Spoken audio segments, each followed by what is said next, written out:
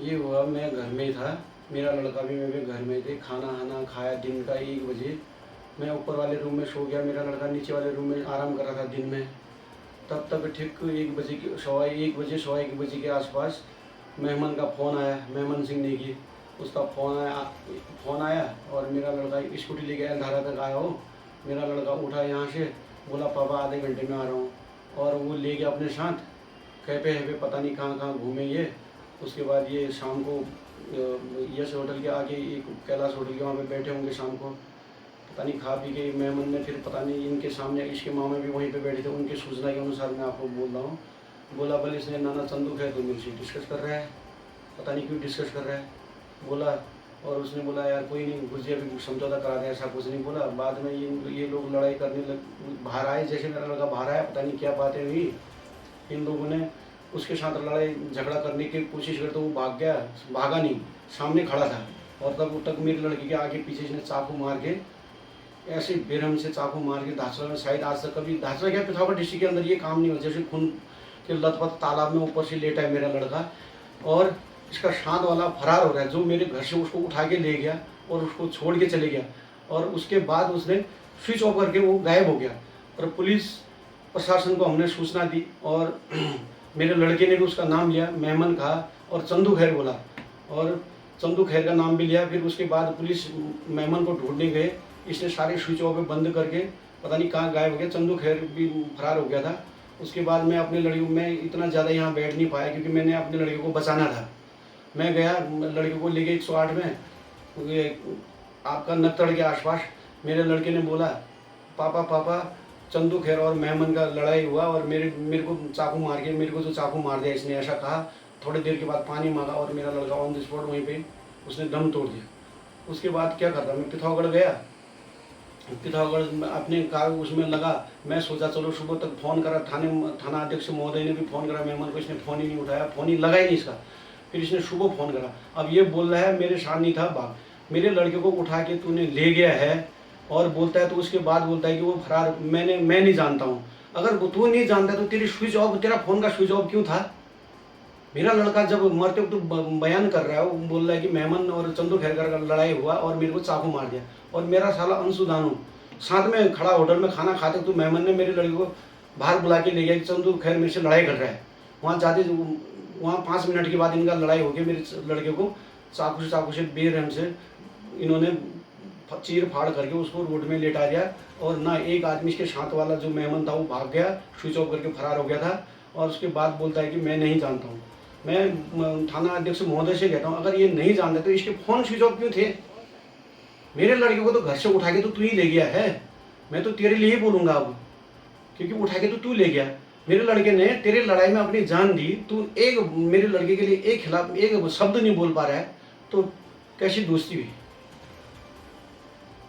तो ताजू आपने जो तहरीर में जो नाम दिए हैं उसमें आपने किन के नाम दिए और आज भी आपने एक नाम दिया है, इस बारे में कुछ बताइए। उसमें है सचिन नबियाल है, चंदू खैर है और रमेश बुधियाल।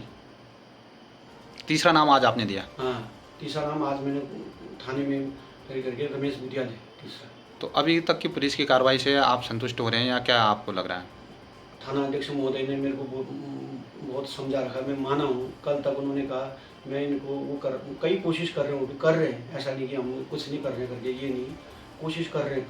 कल तक का वो देर है, कल तक का वो देर का ठीक है, नहीं तो फिर ऐसे ही मामला ठंडा होते जाएगा। कोई नहीं, मेरे भी आज कोई गाँव से है, कोई इधर से साथ है, कल इनको भी जाना है, कोई साथ में नहीं, ऐसे मामला ठंडा हो जाएगा। नहीं तो फिर नहीं करते हैं तो परसों से हमने गलाती का सारा पानी बंद करके, और यही घर के आगे, यही रोड में, यहाँ मेरे घर के आगे सीधे रोड में धरने में बैठ जाऊँगा, चाहे मुझे दबा गए। मेरा लड़का जो चले गया तो मेरा जी के भी क्या, मैंने अपना लड़का खोया है, वो दुख तो ये माँ जानते हैं, बाप जानते हैं, दुनिया थोड़ी नहीं जानती। वो हमें पता है कितना दुख हो रहा है हमको। आज हंसता खेलता मेरा लड़का यहाँ से बेड से उठा के ले गया, वहाँ नीचे यश होटल के आगे मार के लेटा रखा है, खून से लथपथ मिला मेरा लड़का।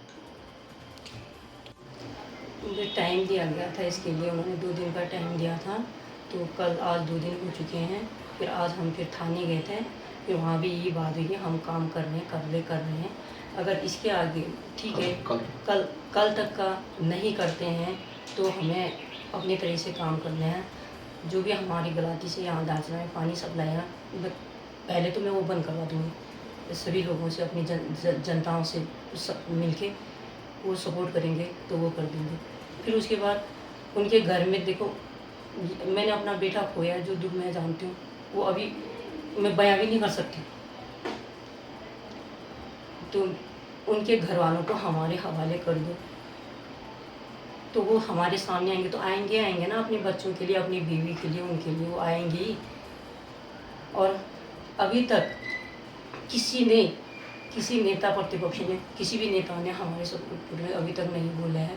वो भी वही टाइम पे लगे हुए हैं। और आज तक इतने मैंने देखा है, इतने सालों से मैं यहाँ रही हूँ, अगर छोटी मोटी घटनाएं होती हैं तो ये लोग अपना राजनीति दिखाते ही हैं। छोटी छोटी बातों में रैली निकाल देते हैं, कहते हैं स्टेशन जाम कर देते हैं, जिससे आम जनता को प्रॉब्लम है। लेकिन आज किसी ने कुछ भी नहीं किया। रातों रात यहाँ से जो मर्डर करने वाले थे वो यहाँ से बॉर्डर क्रॉस करके नेपाल चले गए, कहाँ गए हैं अभी तक पता नहीं चला। पुलिस की कार्रवाई से अभी आप संतुष्ट हैं या क्या कहना चाहते अभी हैं? तक तो मैं संतुष्ट हूँ। उन्होंने आश्वासन दिया है, तो मैं जब तक उन्होंने आश्वासन दिया, जब तक टाइम से मैं संतुष्ट हूँ उससे। अगर उससे आगे अगर नहीं कर पाते हैं तो मुझे कोई संतुष्टि नहीं है। हम अपना वो करें। वीडियो बना के सोशल मीडिया में उसका मजाक बनाया जा रहा है क्या? उतने खून में लथपथ है बेचारा, कोई टाइम से उसको उठा के हॉस्पिटल पहुंचा देते, टाइम से उसका इलाज हो पाता तो मेरा बेटा आज नहीं कल ठीक होके घर आ जाता। इसने मेरे बेटे का कत्ल इतना निर्मम हत्या कर रखी है, यही सड़क पे उसको छोड़ दिया मरने के लिए। मुझे इंसाफ चाहिए। नहीं होता है तो हम गलाती से जो पानी सप्लाई होती है धारचूला में, हम वो बंद कर देंगे। और उसके बाद और जो ये हाईवे है, नेशनल हाईवे जो धारचूला का है, कैलाश मानसरोवर, वो जाम कर देंगे। और उसके बाद उसके बाद भी हमें कोई वो संतुष्टि नहीं मिलती तो हम तोड़ फोड़ भी कर देंगे। अंतर्राष्ट्रीय सीमा पुल धारचूला में विस्फोटक पदार्थ के साथ एक नेपाली नागरिक गिरफ्तार। कोतवाली धारचूला पुलिस ने मुकदमा दर्ज कर आरोपी को भेजा जेल। दिनांक 8 जून 2025 की रात्रि में धारचूला स्थित भारत नेपाल अंतर्राष्ट्रीय सीमा पुल पर चेकिंग के दौरान एसएसबी टीम के द्वारा गिरफ्तार व्यक्ति से एक्सप्लोसिव मल्सन 1 किलोग्राम, डेटोनेटर 5, भारतीय मुद्रा 220, नेपाली मुद्रा 1592 और अन्य दस्तावेज एसएसबी द्वारा उक्त व्यक्ति यम बहादुर खत्री पुत्र श्याम बहादुर खत्री निवासी गांव पदमपुर जिला सुर्खेत नेपाल को कोतवाली धारचूला पुलिस के सुपुर्द किया गया। पुलिस अधीक्षक पिथौरागढ़ रेखा यादव के निर्देशन में कोतवाली धारचूला में आरोपी के विरुद्ध विस्फोटक पदार्थ अधिनियम की धारा 4/5 के अंतर्गत अभियोग पंजीकृत किया गया। एसएचओ कोतवाली धारचूला विजेंद्र शाह के नेतृत्व में मामले की जांच एवं आवश्यक विधिक कार्रवाई की जा रही है। आरोपी को गिरफ्तार कर न्यायालय के समक्ष प्रस्तुत किया जा रहा है। ये परसों रात की बात है, जिस पर एक सूचना मिली रात को कि थाना क्षेत्र के अंदर एक घटना घटी, जिस पर कमलेश नाम के व्यक्ति की चाकू मारकर हत्या करी गई थी। तत्काल मौके पर पुलिस गई, इसे अस्पताल ले जाया गया। इस पर थाने में तमाम धाराओं में अभियोग पंजीकृत किया गया। इसमें 3 नाम प्रकाशन में आए हैं, चंदुक है, सचिन और रमेश राय का। हमारी टीम पूर्णतया इसमें टीम लगी है और जल्दी ही हम इसको गिरफ्तार कर लेंगे। अभी तक जो हमारे इनपुट में आए हैं, ये मुलजिम अपने बचने के लिए कहीं छुपे हैं। शायद इनकी नेपाल जाने की पूरी संभावना है, लेकिन हमने हर पुल पे चौकस किया है। जल्द ही हम इनको गिरफ्तार कर लेंगे। आज आदिकलास टैक्सी यूनियन वाहन स्वामियों का एक महत्वपूर्ण बैठक आहूत की गई थी, जिसमें यूनियन के पदाधिकारी और यूनियन के मेंबर्स ने सर्वसम्मति से जो निर्णय लिया कि जो बाहर की टैक्सी है या वो अन्यत्र जगह की जो टैक्सी है वो सिर्फ धारचूला तक आएंगी और धारचूला से ऊपर जो आदिकलाश, नारायण आश्रम और पंचाचूली की यात्रा है वो सिर्फ आदिकलाश टैक्सी ओनर्स सोसाइटी जो टैक्सी यूनियन है उसमें पंजीकृत टैक्सियाँ ही यहाँ से जाएंगी। इस निर्णय का हम स्वागत करते हैं और इस निर्णय का हम सपोर्ट भी करते हैं, क्योंकि स्थानीय लोगों के रोजगार से संबंधित है। और अगर स्थानीय लोगों के रोजगार पर प्रभाव पड़ता है तो उसको सहा नहीं जाएगा और हम बिल्कुल टैक्सी यूनियन के साथ खड़े हैं। और जिस प्रकार से उन्होंने ये निर्णय लिया है वो स्वागत योग्य है और इसका हम स्वागत करें।